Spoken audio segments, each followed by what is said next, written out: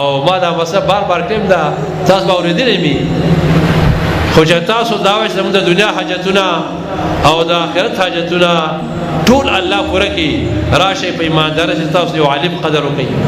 یو حافظ وکړئ یو مدرسې وکړئ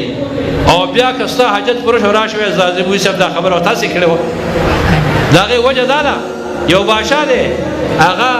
سبوتګین د هغه د پلار هم دی او محمود غزنوي دا بادشاه نوم دی مسلمان بادشاه دی پخې جرنیل و بیا ورته حکومت حواله شو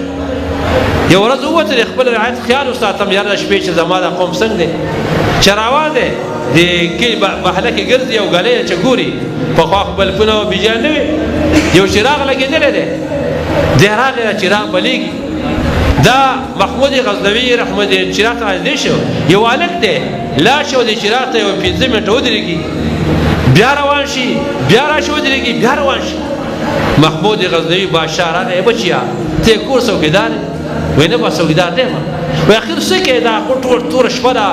ته راغلی ماستنه او ځې او راځې وای صاحب هغه نه پېژنې بادشاه دی وای صاحب ما ته پته نشته خو زه په دې مدرسه کې قرآن حفظ کوم قرآن یادوم هلته کې تیاره ده دا چراغ لګېدلی دی راشم دلته آیات یاد کړم واپس لاړ شم محمود غزنوي یا الله ستا کلام دی ستا د قرآن مخري و حافظ دی نوجوان دی او ټوله شپه د بل تجارت ته ګرځي وایي خلک به چې کم دی وایي دغه پلان کې چې باد کې اوسېږم وایي زه به چې ته لاړ شې سر به درشم محمود غزنوي رحم الله برکه روان شو کلي ته راغی چې کله راغی نو کلي څه چل دی وایي یاره زما زړه غواړي د جومات کې بلفونه یا پکې لګومه دا طالبان به درس کوي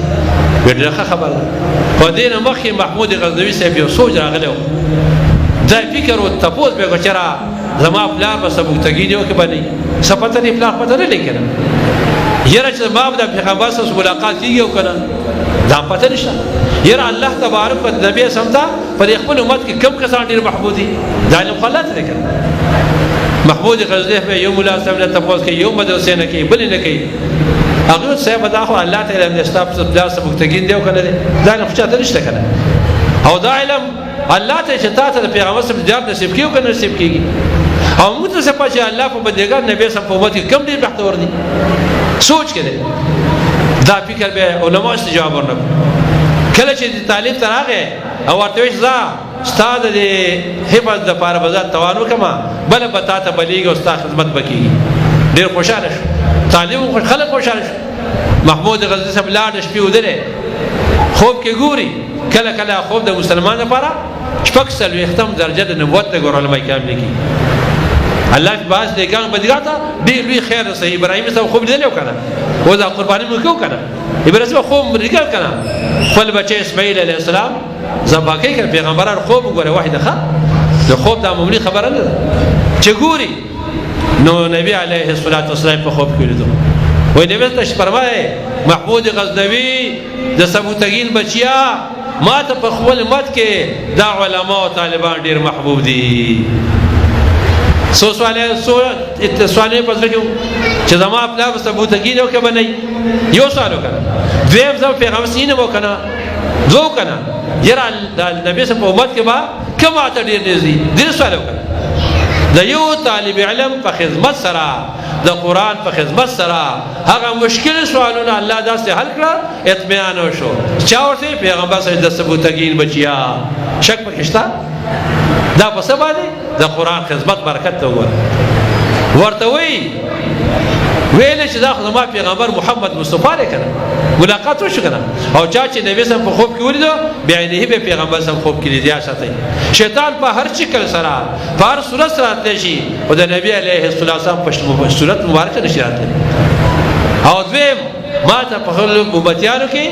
څوک غوره دي دا طالبان علما العلماء ورثة الانبیاء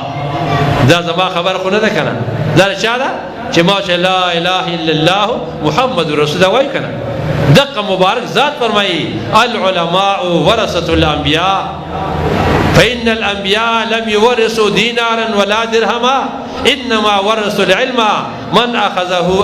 بحظ وافر ما ته په خپل امت کې ډېر غوره دا علماء کرام طالبان حافظان دي ځکه پیغمبرانو په میراث کې ځمکه او اشرافۍ پیسې نه دي پرېښودي سیبرخي علم پر خوده چا چې علم واغستو قران زکو لو يحصاد اخرت او د دنیا تاسو عزت پر الحمدلله از مستق قران سره د دې سره محبت او مینه پیدا کی زما مقصد ده که تاسو کامیابی د دنیا غواړئ د آخرت غواړئ راشه د قران سره محبت وکړئ د علماء سره محبت وکړئ د دین سره محبت وکړئ